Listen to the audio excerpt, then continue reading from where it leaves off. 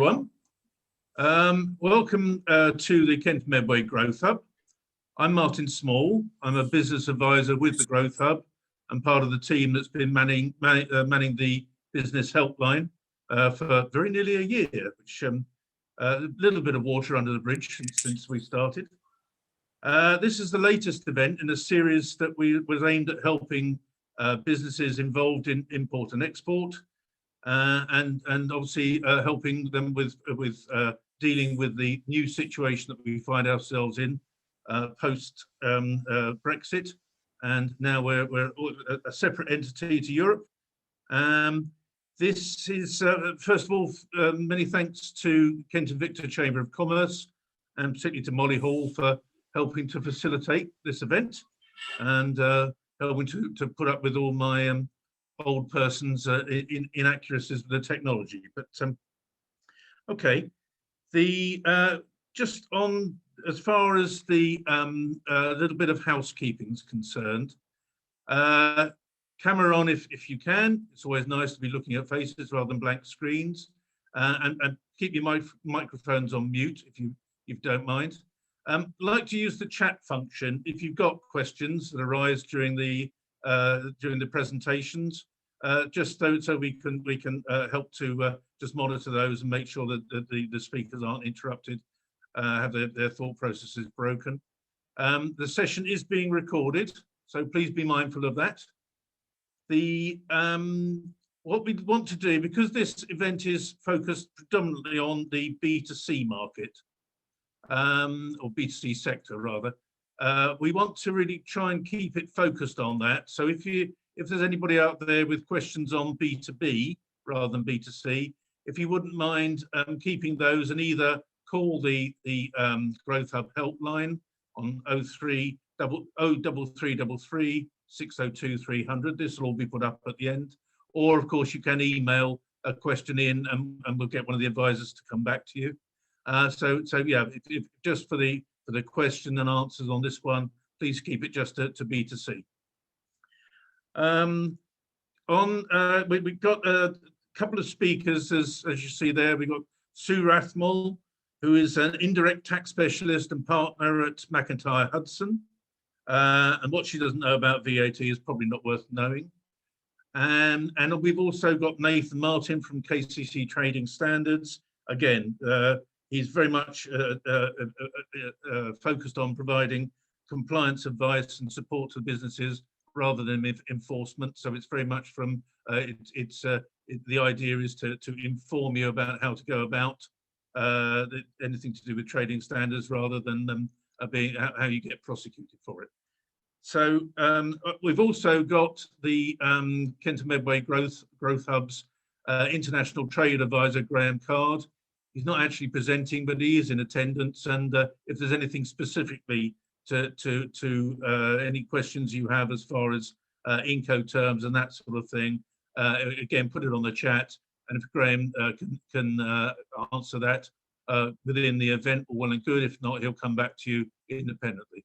So what I'm going to do is, I think the running order is Sue Rathmell's first, followed by Nathan, and then we'll go to a Q&A session after that, where we'll address some of the questions that you put up in the chat.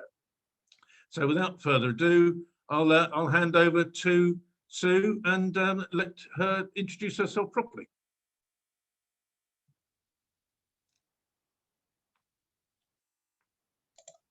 Sorry, unmute myself.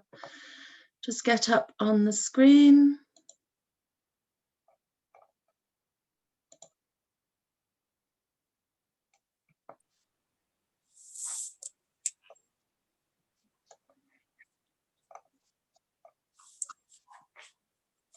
Sorry. Right, I'll just switch screens here.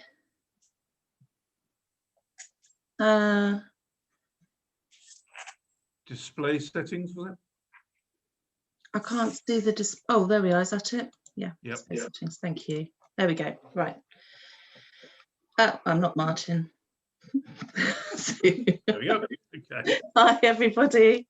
Hi everybody, and lovely to be here again, talking about the VAT and some customs duty consequences of selling B2C to consumers who are outside the UK, and the changes that we've seen and are seeing and are going to see, because I'm going to be covering some changes that are happening within the EU as well later this year, to how you as a business who is selling B2C outside to a consumer outside the UK, how you need to treat this for VAT purposes, how you deal with the customs duty, how you can try and make things easier for your business. All of those things I'm going to cover. And I'm going to look at both the supply of goods, B2C, and also the supply of services, B2C. I'm going to cover, to a certain extent, selling into Northern Ireland, but I have to say up front that this is extremely difficult at the moment. I mean, the VAT treatment, not the Northern Ireland issue, but the VAT treatment, understanding how it is supposed to work and then helping clients to get it to work like that is quite tricky. So I will cover Northern Ireland, but I do recommend that if you're selling to customers in Northern Ireland, call the advice line 03333 602 300, and we'll keep repeating that. It's a bit like one of those charity events, isn't it, where they ask people to send money in and keep giving you the phone number, but this time the phone number is not for taking your money, it's for giving you advice. So please do call if you have any problems. There's myself, as Martin said, dealing with VAT queries, Graham dealing with customs queries, and you know, we kind of we'll deal with pretty much any issue that you have and quickly, and it's free to you. So what's not to like, really? We've seen loads and loads of issues now, so we're developing a lot of expertise in the particular things that keep coming up. So please do call. Okay, so as I said, I'm talking about B2C, and I'm going to start off with the supply of goods.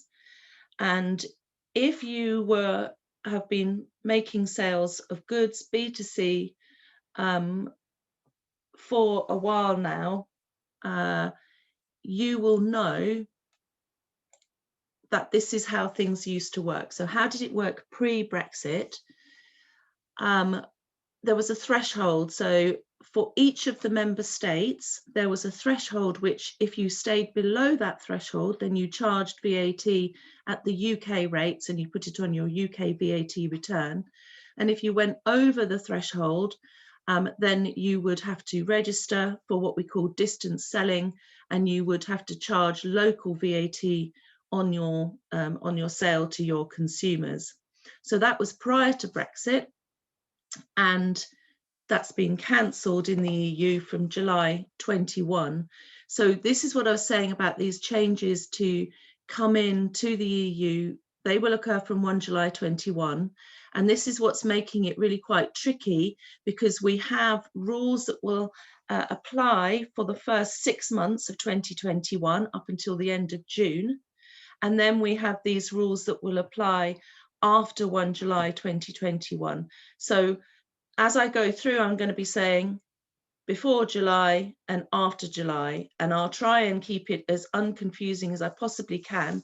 But please do put your questions in the chat so that I can go over these again if it isn't clear what the situation is going to be for you. Then please put your question in so that we can cover that. So that's cancelled from 1 July. So what's the position between 1 January 21 to the 30th of June 21? So UK suppliers are not allowed to use the distance selling rules from 1 January. So the EU is getting rid of it anyway from 1 July. UK suppliers can't use the distance selling rules from 1 January. So what are you supposed to do instead? So here we have an example of a UK supplier, and this is goods, so I'm starting off on goods, selling goods to an EU consumer, so not a business, a consumer within the EU. And first of all, this low value consignment relief. So where the supply of goods, where the value of those goods is less than 22 euros, in the UK, that's £15, then there is no VAT charge, no import VAT, and no customs duty when those goods hit the EU. So 22 euros, if you're selling goods less than 22 euros up until 1 July, you have an advantage because you don't have to charge UK VAT or pay UK VAT on those sales, and neither do you have to pay import VAT in the country of the customer that you're selling to, and neither do you have to pay customs duty. So low value consignment relief, yeah, less than 22 euros. The UK's got rid of that now. And so for goods coming the other way into the UK, we no longer have that low value consignment relief.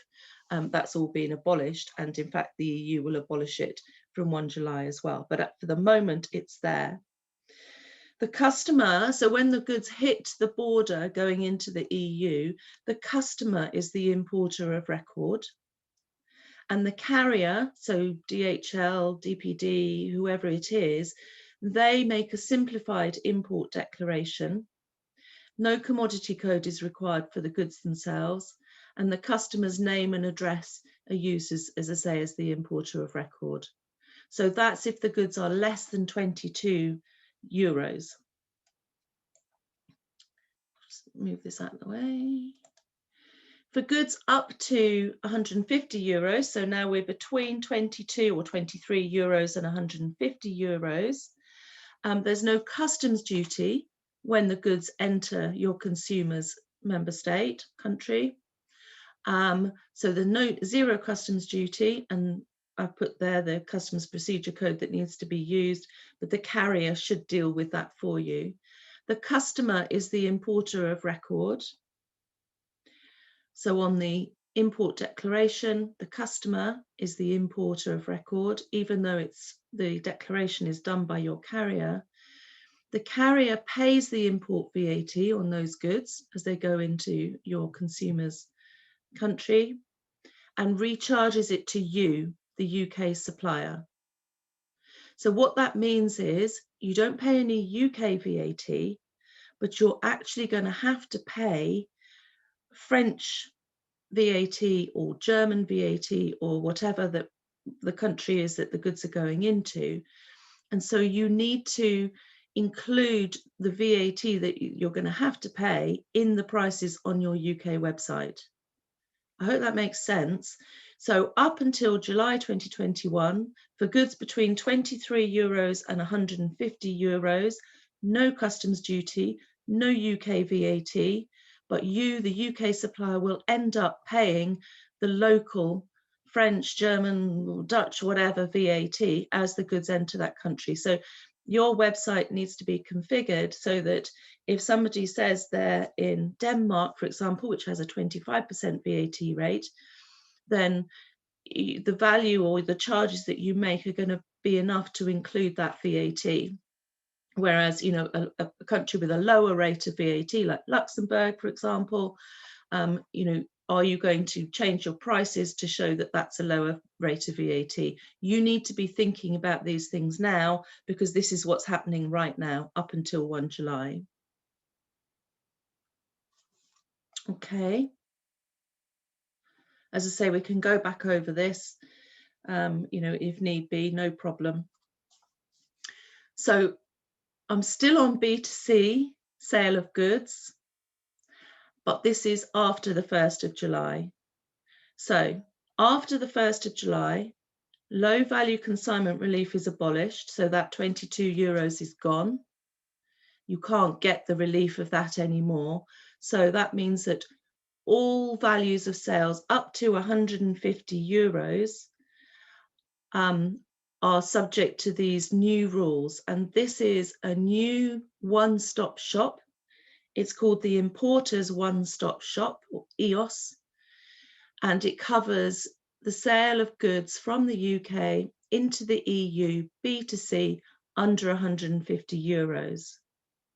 So if you're making those sales, then you have to register for this one-stop shop.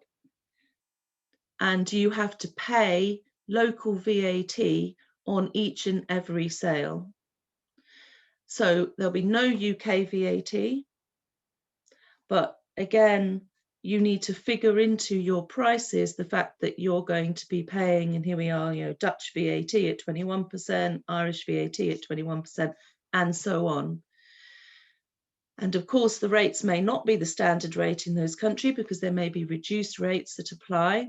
So you will need to know for the things that you sell, what the rate is in each of the countries of the EU that you're selling into, so that on your importer's one-stop shop return, EOS return, you will show that VAT, and it will be passed to each of those countries where you've made those sales.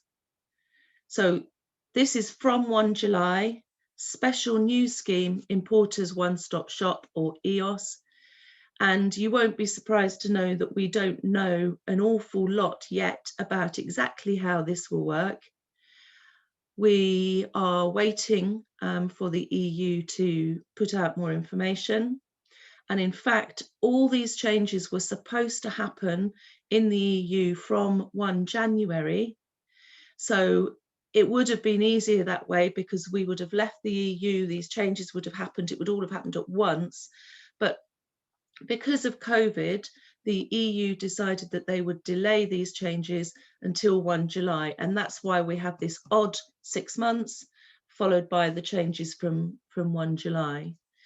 So, and that's also why I can't tell you everything there is to know yet about this EOS, because they haven't released all the information. But the idea is you register in one place and you fill out one return, and the money that you say, right, I need to pay this amount of Dutch VAT, gets sent off to the Dutch authorities. Okay.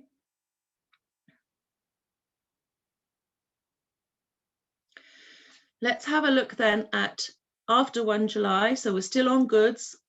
Obviously, we're still B2C. After 1 July, sales that are greater than 150 euros. And this is the kind of oddity, if you like. So up to 150 euros, one-stop shop, reasonably simple. We've seen one-stop shop returns working before. They do work quite well. But if you're selling something that's over 150 euros B2C, after 1 July, you will have to register for VAT in the EU country of destination. So what that means is if you're selling, I don't know, televisions or something that are over 150 euros, you might end up having to register in many countries around the EU because your sales are in excess of 150 euros. So you would have a local VAT registration. You would have to pay import VAT going into that country and customs duty, if applicable. I'll come back to that in just a second. You will be able to recover the import VAT on your VAT return, and then you will account for local VAT to your customers on your VAT return. So let's say it's France, you will pay French import VAT, recover it on your return, charge French output VAT to your customer in France. So your VAT return will have the output VAT on it to the French VAT authorities. Coming back to customs duty, so if you recall, Christmas Eve, we finally had a deal that we knew about between the EU and the UK, a free trade deal. Under that free trade deal, we know that goods can move between the UK and the EU free of customs duty, as long as those goods are UK goods or EU goods. So as long as the origin of those goods is UK or EU, those goods can move freely with no customs duty. But let's say you are a B2C supplier and you are importing into the UK goods that come from, say, China, and you're then selling those on to your customers, then when the goods come into the UK, you will pay customs duty on those goods because they're not of an origin where we have a free trade deal. And you've probably seen in the press, you know, we're developing more free trade deals as time goes by. But for example, China, you'll pay duty on. Then when you sell them into the EU and when you have to import them into France, for example, because they're over 150 euros, you will pay customs duty again. So that's something that I think a lot of businesses haven't realized. There's this double dip, if you like. Usually double dip is something good, but in this instance it's not, because you will pay duty when the goods come into the UK and duty when the goods go into France. So you need to be mindful of that. You need to look at your supply chain. You need to look at where goods are coming into the UK, as well as what the VAT treatment will be of sales that you make from the UK to consumers within the EU. I will come back later. I have got some information about deferment accounts. So if you're in this situation, there are a couple of things that you can do to make life a bit easier for yourself. One is to have a deferment account. So if you have to register for VAT in the EU country of destination, let's say France, then one thing that you can do is to have a deferment account in France where you won't have to pay the duty and the VAT as soon as the goods cross the border, but you can defer it until a later date. The rules are different in every country. I've got a slide to show you some of those rules a bit later. And the other alternative is to hold a stock in one EU country and to use that stock to distribute to your consumers, your customers within other EU countries. And that would mean just registering for VAT in one country, i.e. the place where you have your stock of goods. So that's something that you can think about. We can talk about that if you think that might help you. Do put questions in the chat that we can cover later.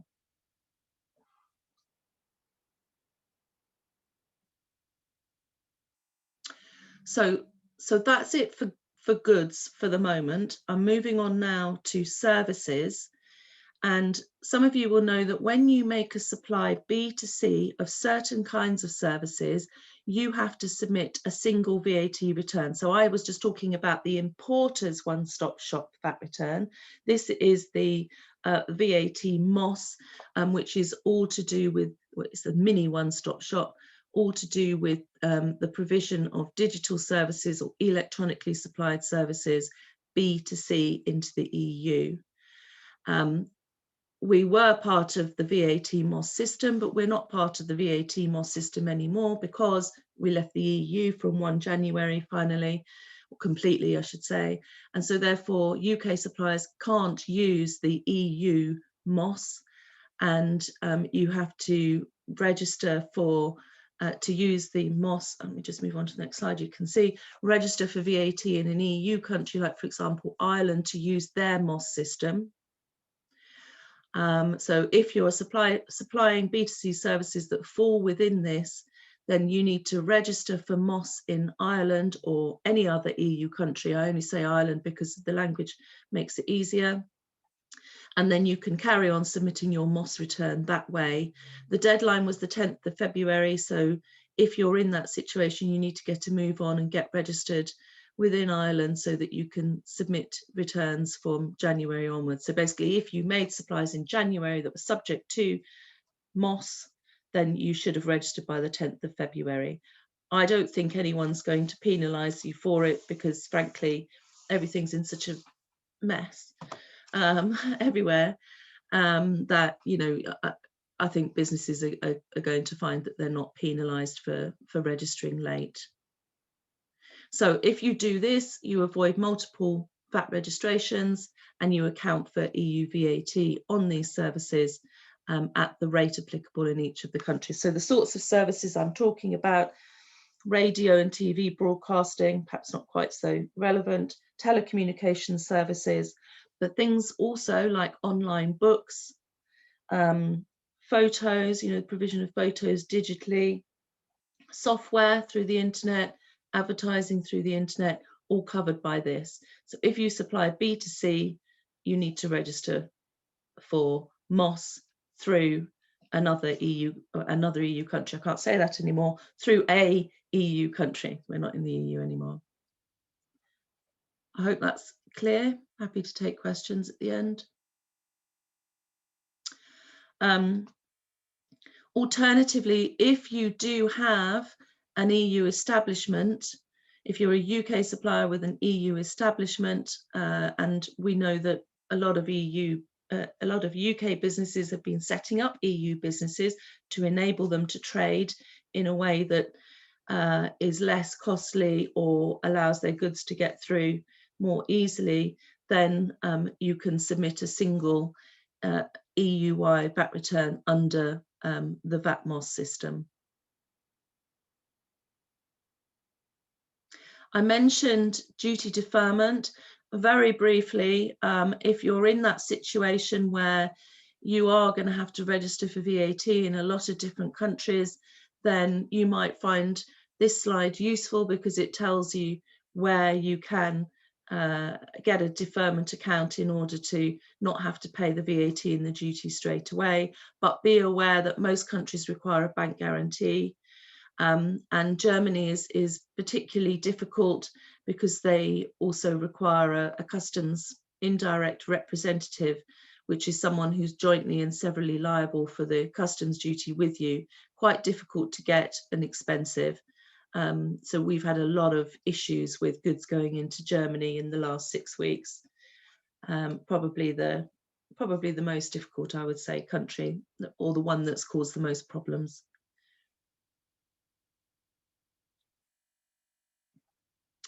Northern Ireland, right. This is where I sigh deeply because it is so difficult. It's so tricky.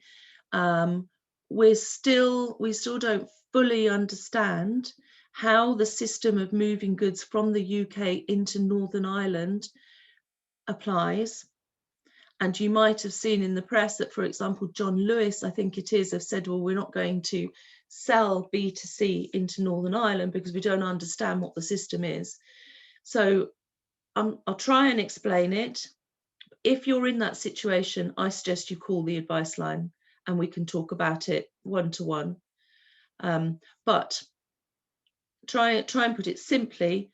All businesses from Great Britain, so Great Britain is England, Wales, Scotland, not Northern Ireland. So all businesses from mainland UK selling into Northern Ireland have to register for this trader support service. And if you Google that, you will find that online and you can sign up for it. And that is supposed to simplify the declarations that are required now for goods that are moved from mainland UK into Northern Ireland, because the thing about Northern Ireland now is that it is both within the United Kingdom and within the European Union. So it kind of has a foot in both camps, which means that in order to protect the EU so that goods can't move from, for example, outside the EU, i.e. the UK, into Northern Ireland and then directly into the Republic of Ireland without any border, because there is no border on the island of Ireland under the Northern Ireland Protocol. So in order to prevent that from happening, there's now this border for goods moving from the UK, mainland UK, into Northern Ireland. Okay, so very tricky. You need to have a special Northern Ireland EORI number starting with XI. There's still some doubt as to whether that number is good enough for making sales within the EU as well. All these things, I'm afraid, we're still learning about and we're still waiting to get to the bottom of. So I know it's 6 weeks in, but we still don't fully understand how this works because HMRC have not fully explained how it works. Okay, so happy to cover that bit more detail if anyone has issues within the questions. I know it probably won't apply to everybody there. Let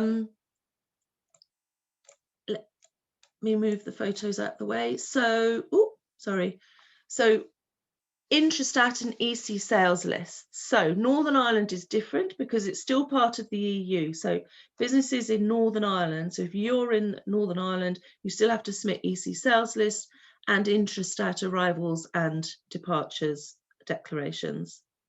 But if you're in the UK, then you don't have to submit declarations for dispatches, only for arrivals. So for your sales B2C into the EU, you don't have to submit the Intrastat form. And you don't have to submit the EC sales list. So some good news there.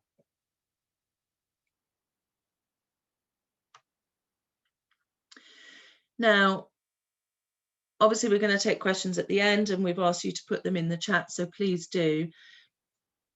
As a bit of a whistle-stop tour, I tried to take it slowly. I hope I didn't bore everybody, but I find it very difficult with the less than 150, more than 150, and all the rest of it. I'm just grateful I didn't have to cover B2B as well. But I hope that gives you a good foundation. And as I say, very happy to take questions at the end. I'm going to stop sharing my screen and pass you back to Martin. Splendid. Thank you, Sue. There's a little bit for everybody to take in there, I think. Again, there's quite a few questions on the chat, as you can imagine. I'll just sort of lifting out some of them. One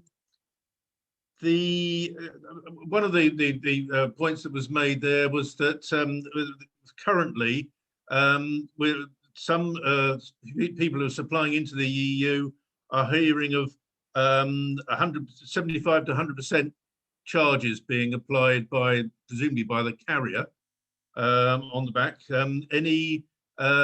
What's the recourse on when you get that sort of situation? Obviously, some of the customers are refusing to pay that, and also again, where obviously if you've got goods that are valued under 22 or under 22, and then being charged €30 on top for the carriage or import duties or whatever. What's the situation? What's the recourse for that sort of thing? So yes, I mean, this is extremely difficult. We've heard a lot about problems. In fact, I was on Moneybox programme at the weekend talking about it from UK consumers' points of view, because they were being charged lots of money for bringing goods into the UK. And I'm afraid it's exactly the same going the other way round. So the main thing is to try and agree with your carrier up front. So the carriers should be in the best position to understand what charges are going to be levied when the goods get to the particular country that they're going to. But you're now armed with the information I've given you. You know, if it's less than €22, there should be no duty. And you know the rules for less than €150 and for more than €150. So I think businesses have to start challenging the carriers, agreeing exactly what's going to be charged up front, so that you know what those charges are going to be, and making sure that your website is absolutely honest with your customers that yes, you're going to pay me this, but you might also be charged that. Now, obviously, less than €22 at the moment is fine, but for the others, you know, consumers need to know that they won't be charged VAT less than €150 because it goes back to you, but over €150 there will be duty and there will be VAT, and the consumer needs to know exactly how much they're going to pay. So for example, there is a website, Norse Projects, which is a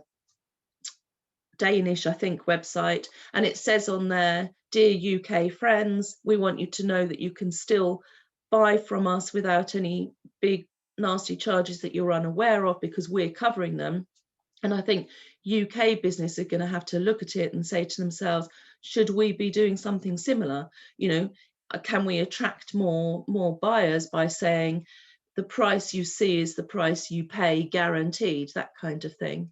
And I think that's where we're going to have to go, because otherwise consumers, you know, I don't think they're going to pay. I don't think they're going to buy from UK sellers. So you need to hit it on the head. You need to make it absolutely clear with your consumers how much they will pay. Sorry. Yeah. And so it's a little bit of homework to be done right at the beginning, but that's it, isn't it? Really go through your product list, find out, work out how much you pay right until it's delivered to the consumer, and then include that in your price. Exactly. That's right. And you can look at the duty tariff for going into the EU. You know, it's on the internet. So you can work out how much the duty will be, if there is to be any. and the VAT rates are all on the internet. I mean, it's not quite as easy as that, because you've got to decide whether something's in the reduced rate, the zero rate, the standard rate, or whatever. But a bit of homework up front done now, I think, will pay dividends. Okay, thank you. Somebody asked if they use the postal service for goods over 150 euros, do they avoid the VAT question? No, afraid not. Those rules are rules, and if once you go over the 150 euros, you will have to register for VAT. Okay, there's another person came up, said that they're actually trading with 22 countries within the EU, and they've now got a so again, it's all very well, but if you go through every item of your inventory for for all 22 countries, I think, as he said, it's going to be making, or as they said, it's going to be making trading with those countries just impossible. It's sort of bin the whole thing, really. It's very difficult, very difficult. I have a lot of sympathy for businesses who are in this position. Absolutely. Another one came in, which is, I think, after the mention of the double dip, import, export, all the rest of it. Does using a bonded warehouse avoid that double dip? Yes, it does. So if, let's say, for example, you're bringing TVs from China, my usual example, then you would pay duty normally when those TVs hit the UK, and then you would pay it again when they go into the EU. But yes, if you put those TVs into a customs warehouse or a bonded warehouse in the UK, so that means they don't actually hit the UK, there's no duty to pay, no import VAT to pay, because the goods literally haven't touched the UK. So then when you send them through into the EU, you'll pay duty at the EU rate rather than at the UK rate, and there's only one lot of duty to pay. So yes, that does work. The problem with customs warehouses are, well, there's two problems. One is they're extremely expensive. If you want your own customs warehouse, you have to fulfill an awful lot of rules from HMRC, and if you want to talk about that, Graham's your man, so do call into the helpline. Graham will take you through all those requirements. And the other way you can do it is to use somebody else's customs warehouse, and that's obviously a lot cheaper, but you still pay for the benefit. But if you call in, we can help you by looking at what the rate's likely to be coming into the UK and then going into the EU to see if it's worth having something like a customs warehouse. Mm-hmm. Okay. If you've got multiple products and you're trying to ship them together, the 150 euro threshold applies to the consignment or the individual items? Yeah. Okay. I'm sorry you asked me that question, because I'm going to have to look that up. Usually, let me just see, this is something that I looked up prior to Saturday's Money Box programme. I'll tell you what, let me look that up and we'll come back to that at the end. Is that all right, Martin? Whilst Nathan's talking, I can look that up. Yeah, that's fine. Okay. There was one thing about invoicing, and about how do you, what rates do you put on your invoices going to the EU? And also a question about the Channel Islands. What's the situation with the Channel Islands as far as these regulations go? Okay, so the Channel Islands are outside the EU and always have been from a VAT and customs duty point of view. If you've got goods going into the Channel Islands, the same rules will apply that have always applied there in terms of importing and duty and so on payable. If you've got goods coming from the Channel Islands into the UK, then the 22 euros low value consignment relief has gone, and that was what a lot of businesses used to use. I don't know if people remember the old CD trick. If you bought your CDs from Jersey, you paid no VAT, that sort of thing, because they were less than 22 euros. But that's gone now, so there would be normal rules in terms of VAT and duty being payable on that. What was the first question there, Martin? Invoicing, what you're putting in on your invoices now? Yeah, so on your invoice, I mean, presumably there's no UK, or is there? Well, there would be UK VAT. that while there's no UK VAT once you get over the threshold, so your invoices would show no VAT, no UK VAT, but the price would effectively include the VAT of the country that the goods are going into. So your price would be, the value would be the amount that's changed by the VAT. Okay. And one item just come through, that's the 150 euro, the 22 euro threshold. Is that just for the goods, or does that include the carriage? That's the value of the goods that's paid for by the consumer. Okay, and one last one here, which is the goods that originate. It's back to rules of origin again, but goods that originate in the EU, they're imported to UK, have something done to them, and then re-exported to EU. What's the situation with VAT there? So if they're EU goods in the first place, so their origin is the EU, and this origin question is huge, but generally speaking means where the bits that went into it came from, and any work that's been done to it, that's sort of what origin is. Forgive me, that's a really simple explanation, but that's how I understand it with my little brain. So if it's EU origin and it comes into the UK, there's no duty because of the free trade agreement. And then when work's done on it, even if it changes to UK origin, even if the work being done on it changes the origin to UK for those goods, when they go back into the EU, there's no duty because of the free trade agreement. Okay, fine. I think we'll draw that to a close for the moment. Okay. And then we'll move on to Nathan. And then, but again, if there's anything that's not been covered so far, first of all, yes, you can contact the Growth Hub helpline, and we can actually farm that to Sue or to whoever on individual questions and put you so you get the one-to-one treatment, if you like. And if there's anything generally, feel free, put it on the chat, and we'll try and cover that at the end. But I think we'll crack on a bit and move on to Nathan now, who is, as I said originally, thank you, Sue, in the meantime.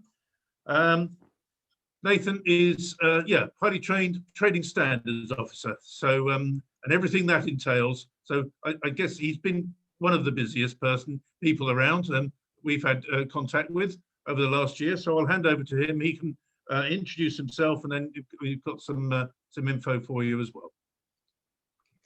Thank you, Martin. Morning, everybody. My name is Nathan Martin. I'm a Principal Trading Standards Officer for Kent County Council.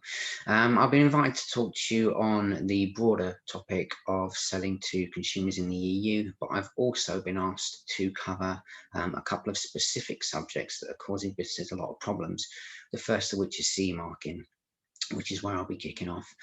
I do have a presentation for you, be about 20 minutes long. I am going to have to use my notes throughout, and nobody wants to be blinded by the shine coming off the top of my head, so I will be turning my camera off and sharing my screen on that one. Before I kick off, I will say there are going to be some terms that Sue has used, particularly importers and distance selling. I'm using these from a trading standards point of view, and they mean something very, very different to tax. So please don't get confused when I'm using these terms. They don't mean what Sue's been talking about. If you bear with me, I'll get my presentation up and we'll kick off.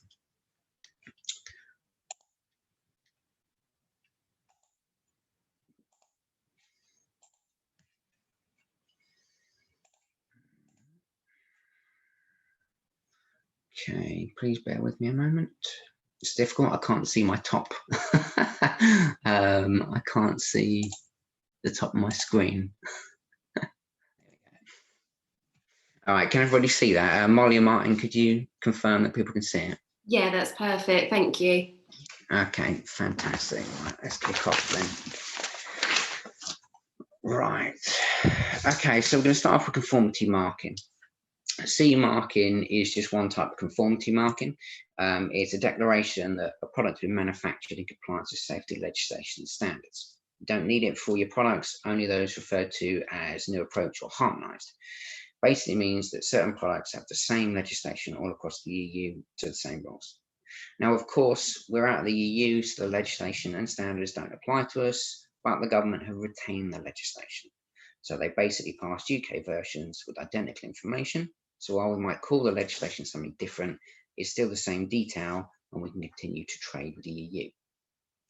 Some of the confusion around conformity marking is that we've gone from one mark, the CE mark, to 3 different marks. So I've just summarised what those mean here.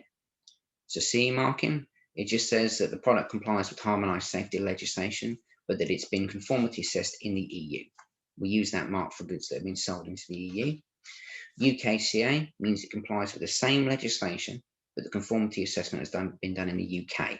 So we use that on goods that have been sold into the UK. And then finally, there is the new mark UKNI. That means the goods comply with the same legislation again. Again, assessment has been done in the UK. You use those goods, that mark, for goods being sold in Northern Ireland. And as you'll see in a moment, you always have to combine the UKNI mark with another mark. I also want to clarify these 2 claims. Sue touched on this. UK means England, Wales, Scotland and Northern Ireland, and GB means England, Wales and Scotland. That's an important clarification, because if you've read any of the government guidance on conformity marking, you'll notice they constantly switch between GB and UK, and when they use GB, it means they're excluding Northern Ireland. Okay, so I'm not going to cover them, but all of these goods on the slide were covered by harmonised legislation, so they all had to be made in conformance with the same legislation across the EU and CE mark. Now, as I said earlier, all the legislation has been retained by the UK government, so the rules and regulations on how you actually make a compliant safe product are going to stay exactly the same. Now, that's great, but there will of course be some changes, and they boil down to 3 things. And this is the case for products that require mandatory third-party assessment, or where you have chosen to get third-party assessment. So the 3 things are who conducts the conformity assessment, the conformity mark that you apply, and the name and address that appears on the product, i.e. who's going to be responsible for it. Now, conformity assessment is where an outside agency will look at the production process from design through manufacture to the final good. They'll decide whether you've complied with the requirements and produced a safe product. All conformity assessment is done by notified bodies, and it's the notified bodies that provide certification for those goods. Now, UK notified bodies are no longer recognised by the EU. So if you CE mark your product, you have to have these certification by an EU-based notified body. Now, in normal circumstances, that would mean that an EU notified body would have to recertify your conformity assessment procedures. That's not always the case, however, and it is possible to instead have the certification transferred from a UK notified body to an EU one. Now, if it's going to be possible to do that, you'll have to speak to your notified body and see if they're willing to do it. The transfer does have its own issues. If you intend to sell the goods in both the UK and the EU, then you will also need a UK-based notified body certification, because it goes both ways. EU-based notified bodies aren't recognised in the UK anymore. So any certification that you transfer away to an EU notified body no longer covers your UK goods. So if you intend to sell your goods in both the UK and the EU, then you're going to need both EU and UK certification. Now, the conformity mark that needs to appear on the product depends on where they're going to be sold. If they're going to the EU market, then they need to be marked with CE. If they go to the GB market, it's UKCA. And if they're going to the NI market, Northern Ireland, they need to be marked with both the UKCA and the UKNI if they're coming from GB, or with a CE or a CE and a UKNI if they're coming from Northern Ireland. And remember, the type of mark that you are allowed to apply depends on which notified body has conducted your conformity assessment. Now, the legislation tells us that any conformity marked goods that you are going to be sold in the EU must be marked with the name and address details of either an authorised representative, an AR, or a responsible person, an RP, based in the EU. Now, UK names and addresses are not recognised by the EU for this purposes, because we are no longer part of the EU. Therefore, any goods that you send to the EU have to be marked with the name and address details of a business that is established in the EU. Now, when you're selling business to business, the importer of the goods will be the responsible person. Therefore, the goods sent to each importer, the person bringing it into the EU, will need to be marked with those name and address details as a responsible person for those goods. Alternatively, you can enter into an agreement with a single business and they then take responsibility for all your goods going into the EU, and that's an authorised representative. Now, an AR takes on significant responsibilities, so you can't just slap their name and address on a product. You need to have the conversation with them and get some sort of written agreement in place. Now, the UK has made the same requirement for goods that are entering the UK from the EU. Those goods need to be marked with the name and address details of a responsible person or authorised rep based in the UK. And therefore, as before, the importer into the UK is automatically the responsible person, or you can agree to act as an authorised representative for an EU-based business. So if you're the RP or the AR, your details need to be marked either on the product or on commercial documentation that accompanies the product. Now, that is based on a derogation from the UK government and is in place until 31st of December 2021. It will change after that.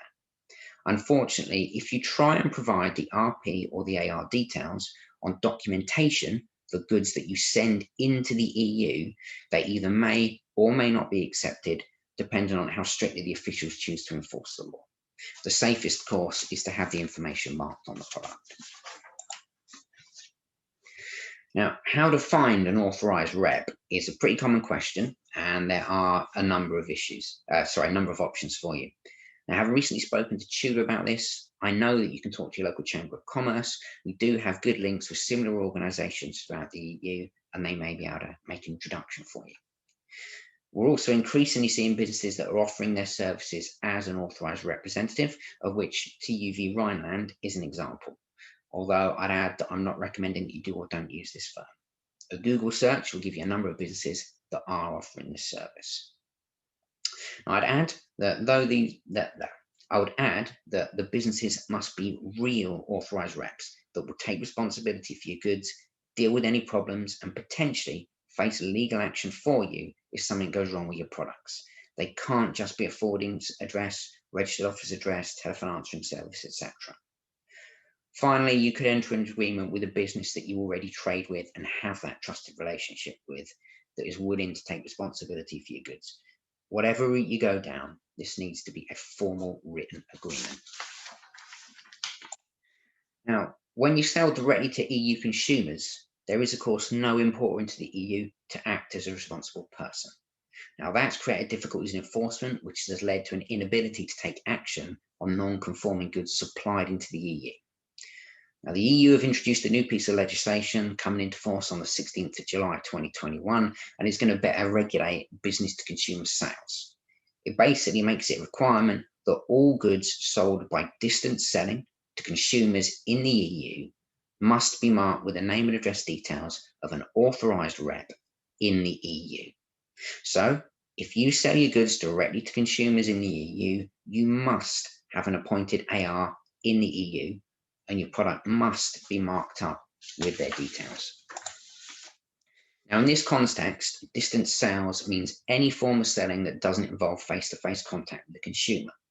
Therefore, this does include fulfillment houses like Amazon. Now, the legislation specifies that fulfillment houses have responsibilities if there is no RP or AR, and that action can be taken against them for any non-compliance. Therefore, we may see fulfillment houses like Amazon offering authorised rep services. If so, you need to provide them with all the relevant documentation and mark your goods with their details. However, I believe it is much more likely that fulfillment houses in their terms and conditions will specify that you need an EU authorised rep if you want to use their platform, and they'll provide links to just enough information that they can say they told you about the need and explained what it was. Now, I just want to move on to the marks themselves because there is some confusion about what you can put on your product. So CE-marked goods can still be sold in the UK. If the finished product was ready to place on the UK market before 1st of January, then it can be sold through as it is with no need to rework it. In addition, goods that have been manufactured or imported into the UK after January 2021 until 31st of December can continue to be sold with the CE mark without the need for reworking. However, if the conformity assessment for those goods was done by a UK rather than an EU notified body, they have to be reworked and replaced with the UK CE mark. Also, you have to remember that the product would have to be labelled with the name and address of a UK-based responsible person or authorised rep, either on the product or on documentation.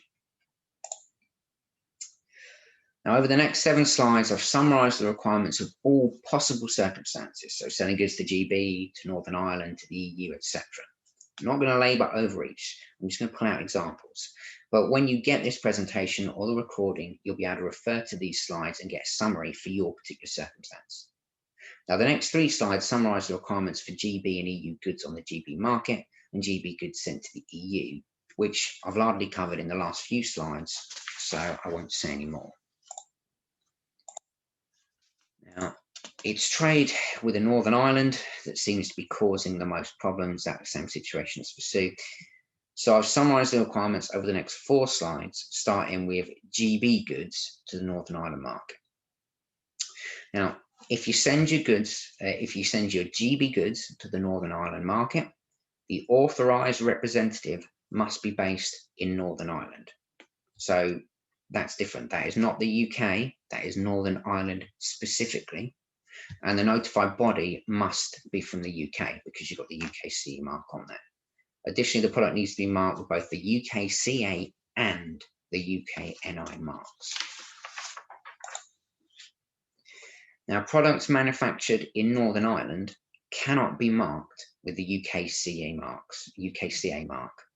Therefore, a Northern Ireland product, something that was made in Northern Ireland, can never be sold with just the UK NI mark. It's always in addition to something else. Can't be on its own, can't be coupled with the UK CA because it was made in Ireland. Therefore, you've only got 2 choices. It's either marked up with just the CE or it's marked up with the CE and the UK NI. And because the CE appears on the product, any conformity assessment must be done by an EU notified body.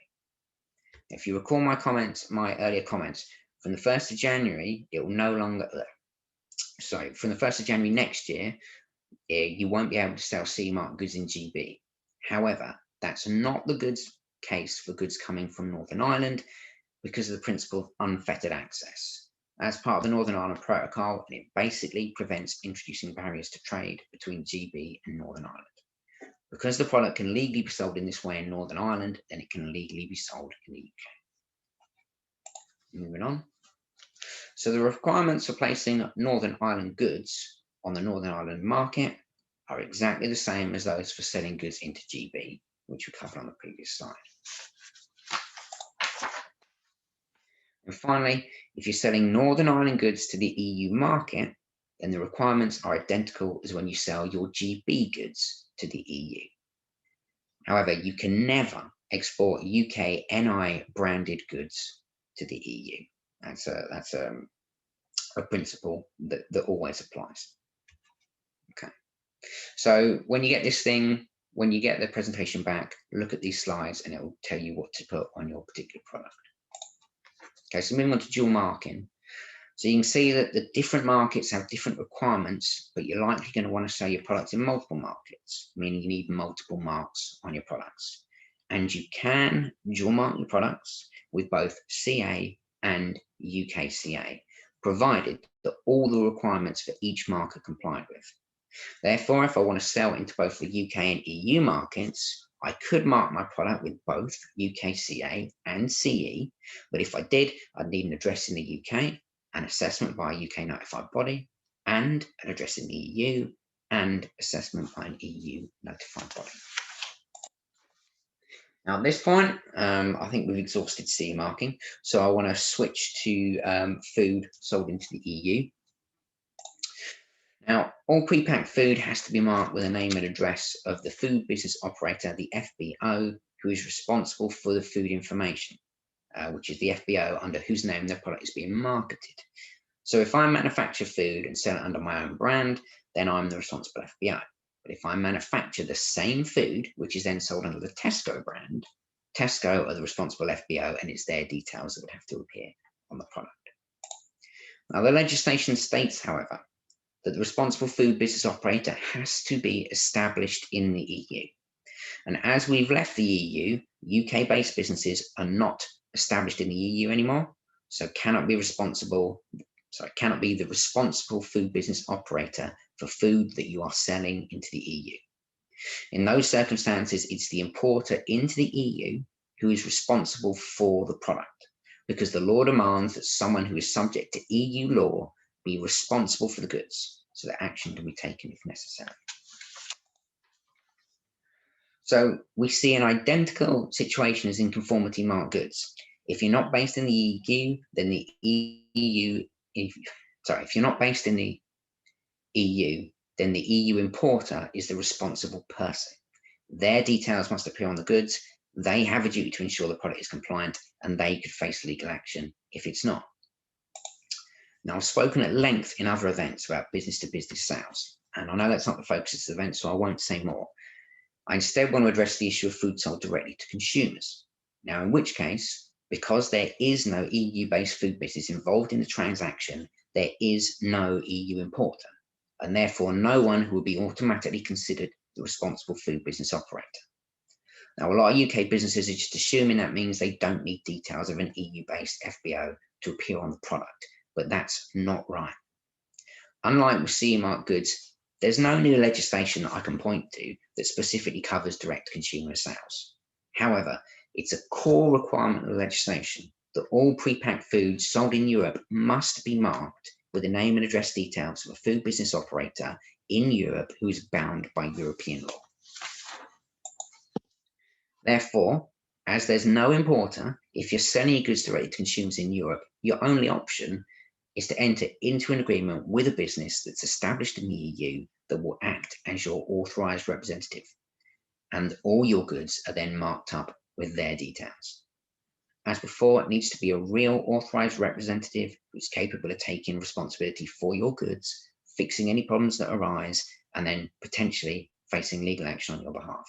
It can't just be a mail forwarding address or an answering service. Now, the last thing I'm going to talk about is divergence. And this is the principle of UK legislation based on retained legislation gradually becoming different from current EU legislation over time. I want to kick off this section by making something clear. Now, despite the fact that we've retained most EU legislation in order to slow divergence as far as possible, it was impossible that we would leave the EU without there being immediate and significant divergence. And to be able to process that, we're all going to have to change how we think about trading with Europe. Now, when we were a member of the Union, we referred to trading with the EU, and it was correct to do so. However, now that we've left the Union, we're no longer trading with the EU. We are trading with the 27 countries that make up the EU, all of which have their own rules that you need to comply with. And the reason for that is because when we came out of the Union, we lost access to something called mutual recognition. Now, on the screen is how the European Commission describes mutual recognition. It basically says that if you manufacture a product which you can legally sell in your member state, then you can legally sell that product in all other member states, even if it would normally be against the law in that member state to sell it. Now, the description referred to EU harmonization. And what that means is a single law or set of laws that establish the rules for a product or sector and which are applied in the same way across all member states. But with the exception of the very small number of laws referred to as maximum harmonization, in which no changes are permitted, most member states make minor changes to harmonized rules to better reflect the situation in their home country. Which means, of course, that you get 27 versions of the same law. Now, while we were members, that didn't matter, because the UK businesses could manufacture the goods to the requirements here in the UK, and it would be accepted all across the EU, regardless of whether it was lawful. But now that we've left the Union and lost mutual recognition, those goods are no longer legal unless they comply with the specific requirements in the specific member state where the goods are being sold. So if you want to sell your goods in 5 countries, that might mean 5 different sets of requirements that have to be complied with. Now, I'm going to give you an example of what I mean. The EU Coca Directive was passed into law by the Cocoa and Chocolate Products England Regulations 2003. Now, because we were allowed, and because it better suited our chocolate industry to do so, we included in that legislation that products made with milk replacement products could still be described as milk or white chocolate. Other member states chose not to do so in their legislation, and so UK law immediately diverged from the wider EU law. Now, since 2003, UK products described in this way have been sold throughout Europe, despite the fact that it's been illegal for those goods to be sold in those member states. Mutual recognition effectively made those goods legal.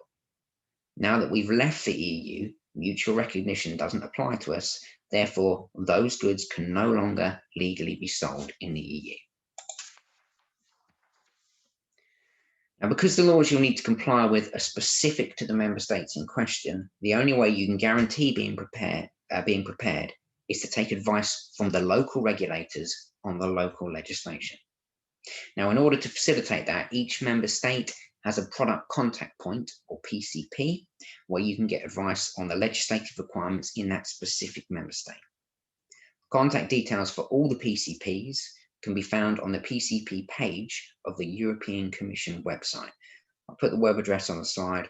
I'll make it available to the organisers and make sure that everybody has access to it. Now, just as an example, this is the homepage of the Swedish PCP. As you can see, it's very, very user-friendly. Good contact on there. I chose this one because it's in English, but unfortunately that is not always the case. So it might be that you have to do some translation, probably Google Translate for some of them. Now, as far as divergence goes, it's really difficult to predict because we're getting mixed signals from the UK government. On the one hand, they've stated that they've got no intention for safety legislation to change and that they expect the pace of divergence to be slow.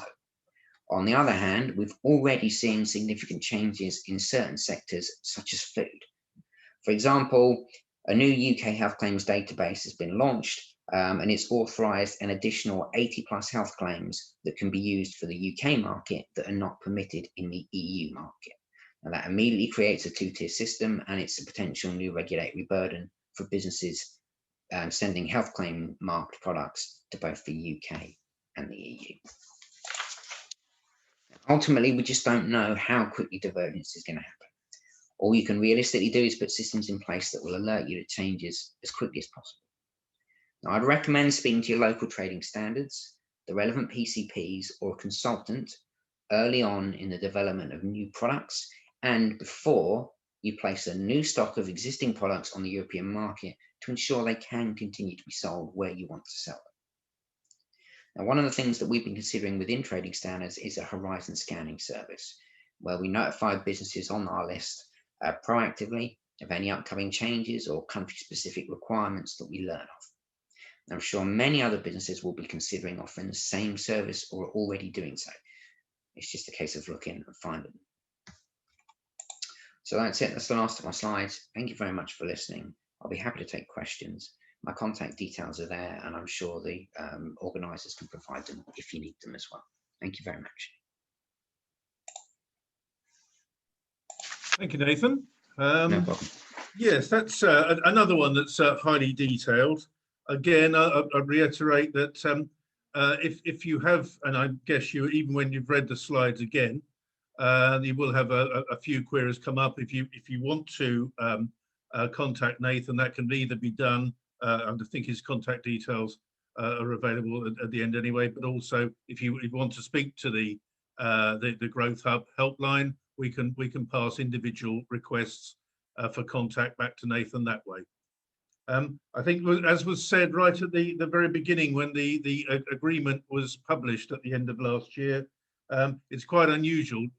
trade agreements are usually there to promote trade and make trade between two regions that much easier. In the case of the EU-UK one, it's actually almost restrictive to trade. So I guess these are the sort of things that will be gradually ironed out over time.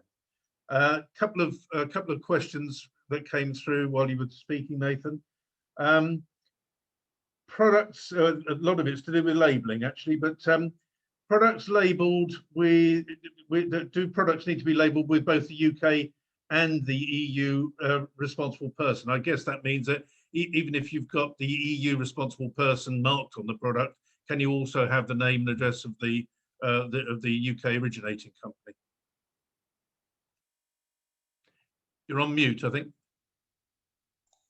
Sorry.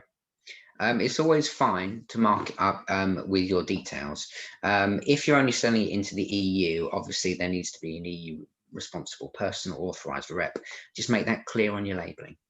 So, for example, for EU inquiries, refer to X, or even just EU authorised representative is X.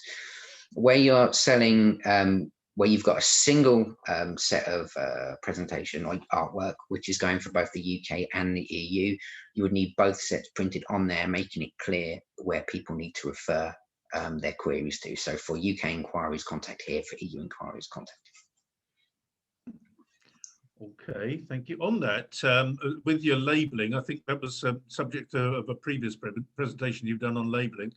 That labelling has to be in the language of the country of destination? Yeah, that's correct. Where it was before, you could put a sort of single EU language on there. If you know you're going to be selling it into the German market, so that's the first destination. So if your purchaser is in, you know, the German market, then it would need to be labelled in, for example, German. If you're selling it to a business who's going to sell it on, effectively, you don't care what he does with it after you've sold it to him. So if he's based in France, you label it in France, and if he sells it into 5 other countries, then it's his responsibility. But yeah, it would need to be labelled up in the language of where it's going. And that's not just the packaging, that would be instructions for use, that sort of thing as well. They would need to be understandable by who is purchasing them. Okay, thank you. And this really comes on again from several questions, again, with the ARs or the RPs, and also the labelling and so on. Does it actually need to be affixed to the goods, or can it be, for instance, the name of the authorised representative, whatever, can that be on the invoice or any on documents that accompany the goods, or does it actually have to be on the label, on actually affixed to the goods? Okay. If you're selling goods into the EU, I would recommend marking it up on the product, because it will get checked. You know, when, you know, border control, etc., actually check the product to see whether they're compliant, they will look at the individual products. They won't just look at the packaging cases, because they want to know if, when it hits the market, whether it's compliant then. So I would recommend that it be marked on the product. The whole issue about it being on documentation is because the UK government accepts that it's going to be difficult for businesses, and they're allowing it on documentation until December this year. It will probably change after that. It will entirely depend on the individual who checks your items when you're selling goods to the EU. If they are happy to accept it on documentation, then they'll let it go. But another day, it might get stopped. So the safest course is to have it marked on the product. Okay, thank you. And just for clarification, the authorised representative, responsible person, and so on, is that for all goods or just those that need to be CE marked? This specifically refers to CE marked goods. I would say food is a separate issue, and all food sold into the EU. There is no sort of conformity mark or standard mark or anything for food. Okay, all food that's being sent into the UK, or pre-packed food into the EU, needs to be marked with the EU name and address of responsible food business operator. Okay, just a quickie on the Northern Ireland question. With the authorised representative idea, can it be a family member? This person lives in Kent but is from Northern Ireland and wants to sell goods into Northern Ireland from the UK. So can they have their father as their representative in Northern Ireland? Or I suppose it really comes down to whether their father is prepared to take the legal responsibility for it at the end of the day.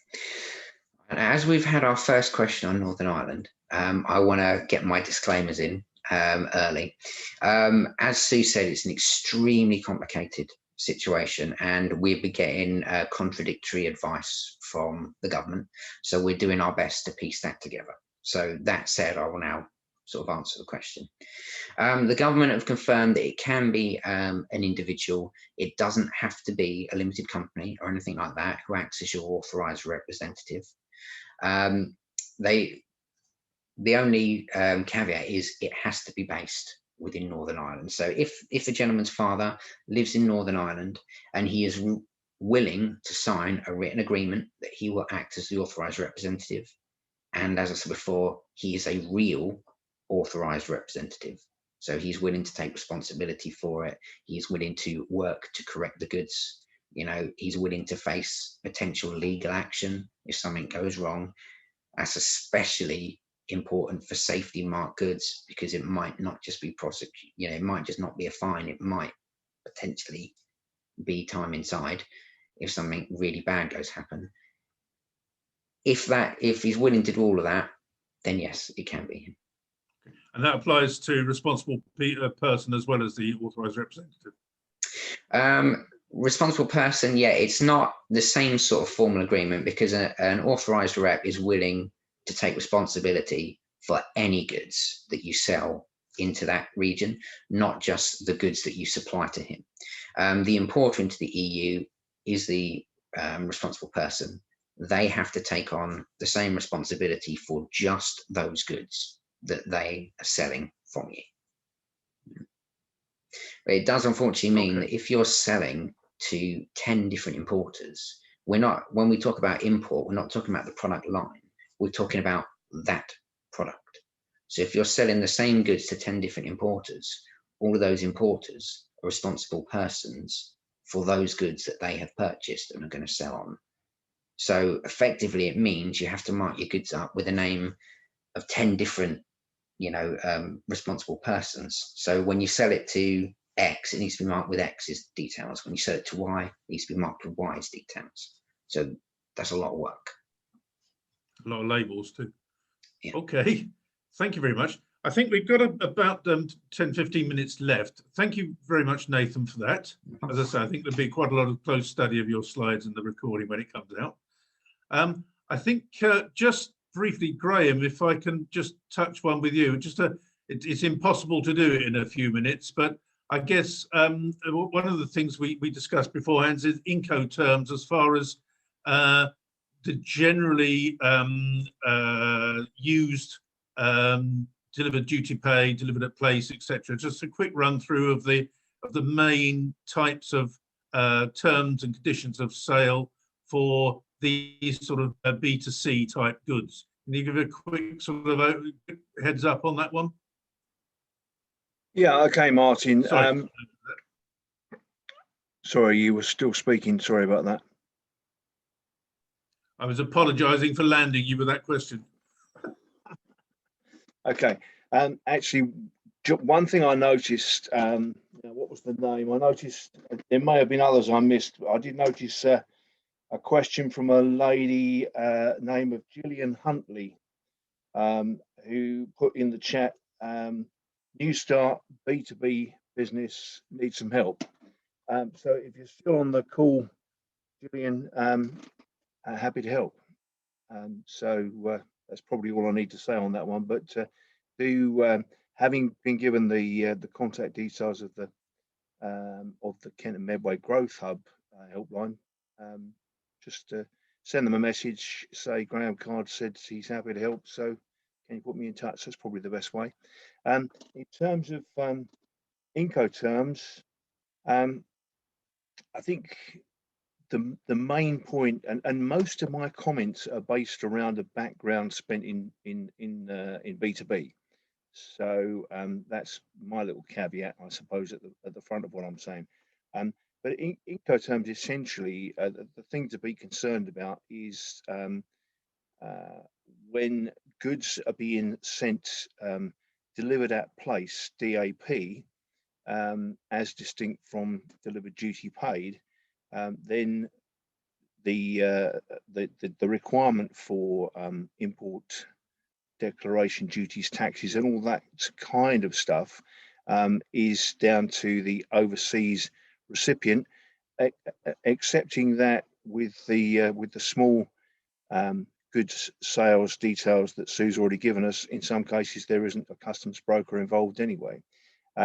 So the key really is to be sure of the Incoterms. Incoterms stands for, is an abbreviation for International Commercial Terms. Essentially refers to the point where delivery takes place, where risk as well as ownership changes hands, really. And that can be anywhere from the supplier's own premises, if they were making an ex-work sale, to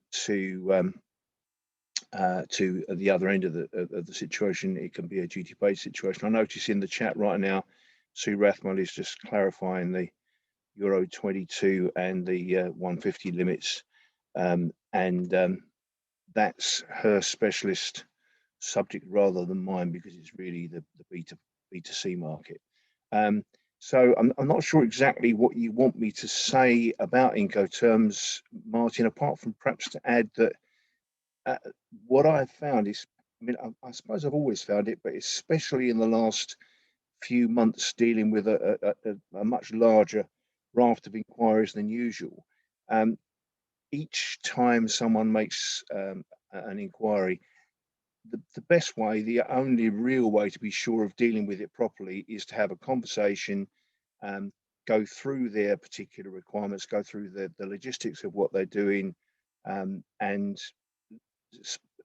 take time to understand their process, because everyone's got a different process. So although we can have a lot of rules and a lot of regulations, which of course we should have, there's a large area in which each one of the traders needs to interpret what they're reading and clarify how it relates to their particular product that they're selling, or indeed that they're buying in.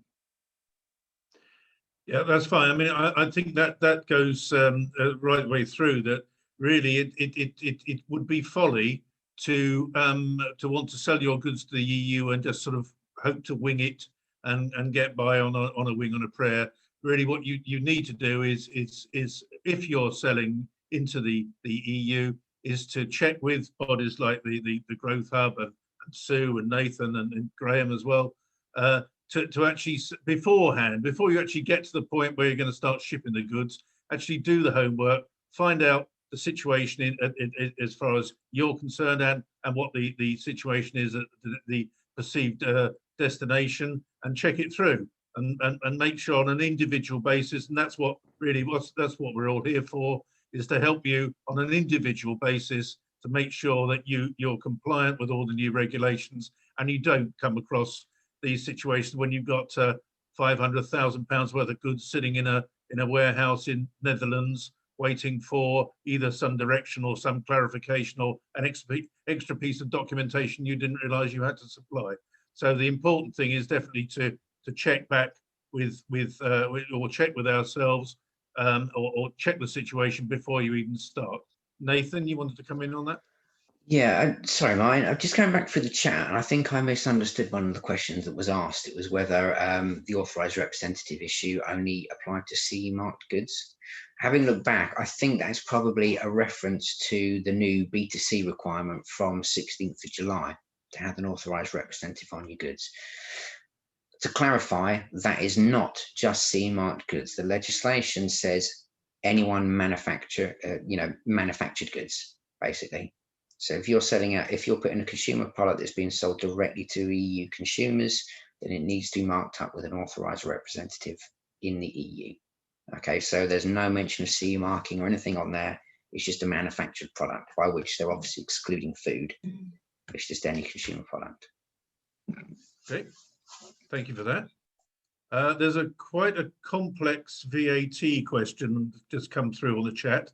Yeah. I don't know, Sue, if you'll have chance to address that. If not, again, that's one that maybe we can handle offline. Yeah, so this question is about, yeah. can they move goods from Ireland rather than the UK? You need to be very careful about that, because you'll end up with your UK company liable to register for VAT in Ireland. So call me about that one. Can I just go back over a couple of things that were asked? I did put some answers on the chat, but Yeah, go ahead. can you split €300 worth of goods into two? Yes, you can, but of course you'll have twice as much in terms of delivery charges, so be aware of that. Somebody asked, do these rules apply to non-VAT registered businesses as well as VAT registered businesses? Now, it's really only in the UK where we have such a high threshold for VAT registration at 85,000. Elsewhere, and particularly for these rules in the EU, it is nil. It's nil. So any sale that you make in any country over the €150, you will have to register for VAT there, whether you're VAT registered in the UK or not. Somebody said about Germany, I mean, I mentioned the problems that we have had in Germany. All our orders to Germany have stopped, they said. How can we sell in the EU and compete with other EU suppliers? Well, that's the $50 million question, but talk to me. The thing to do there, if your sales warranted, i.e. you've got high enough sales, would be to set up in Germany.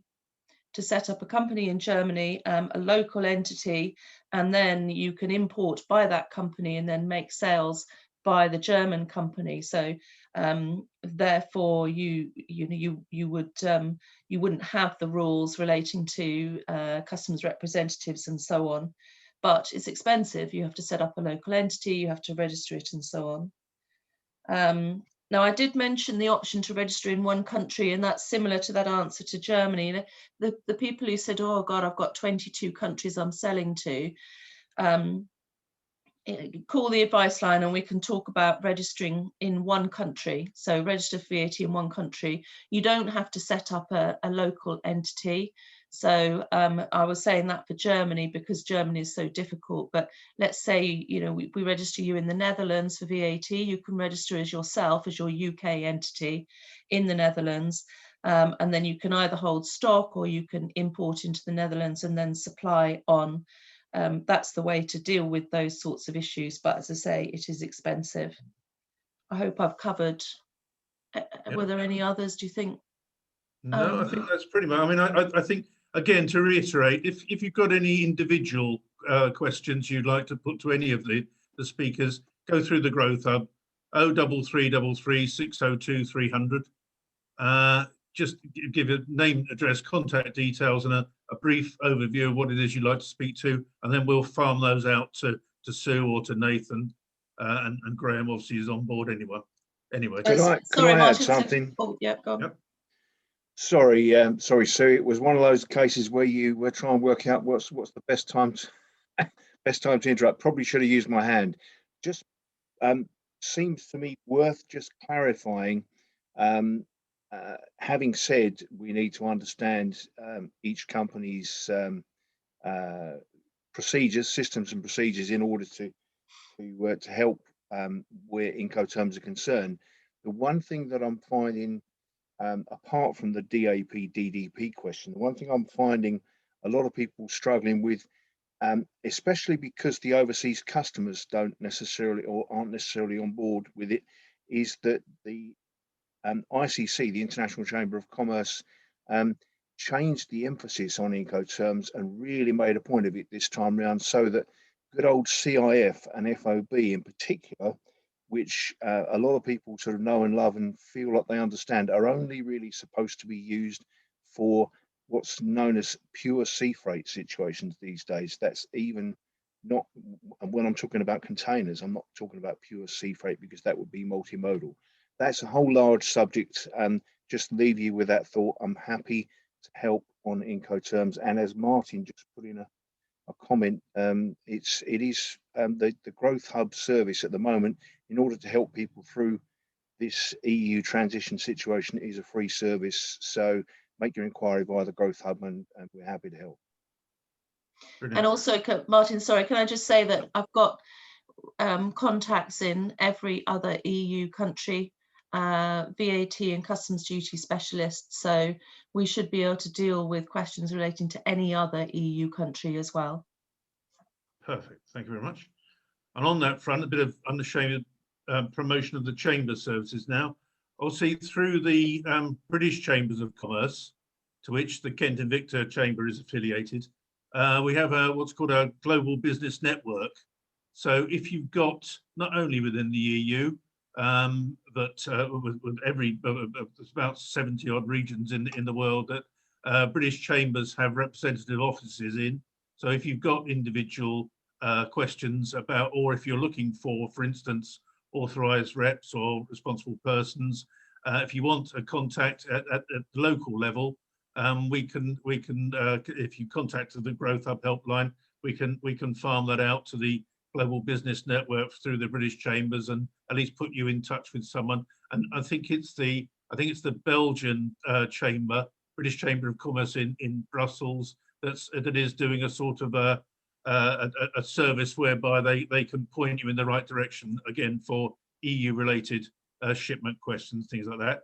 Obviously, again, with the Chamber of Commerce, there's the Chamber Customs Service, who can help you with import and export documentation. Graham is part of that team as well.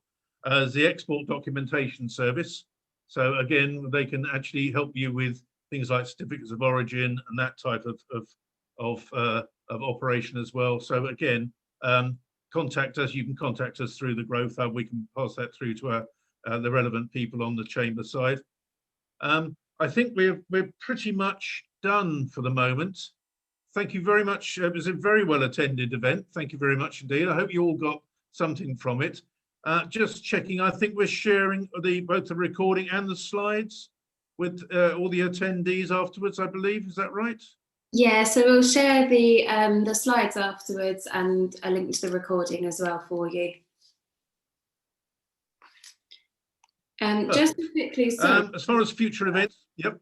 Sorry, Molly, yep. Sorry, just a little reminder that we do have another event coming up on the 3rd of March. This is the EU immigration. Sorry, were you about to say? I thought you might have missed it off. But we do have an event on the 3rd of March, which is the EU immigration webinar, and another one on the 16th of March, which is an Ask the Experts. So we're taking questions during sign up, and we'll make sure to field those to each of our 5 experts, including the 3 you've seen today. Exactly. On that, the next one on the 3rd of March, the EU immigration, that's particularly there to deal with the employment of EU workers in the UK, and also for UK companies sending their workers into the EU to work. So it's both ways. So again, any companies that have got actual representatives in UK residents, representatives in the EU countries, that might be something that you would you'd like to attend.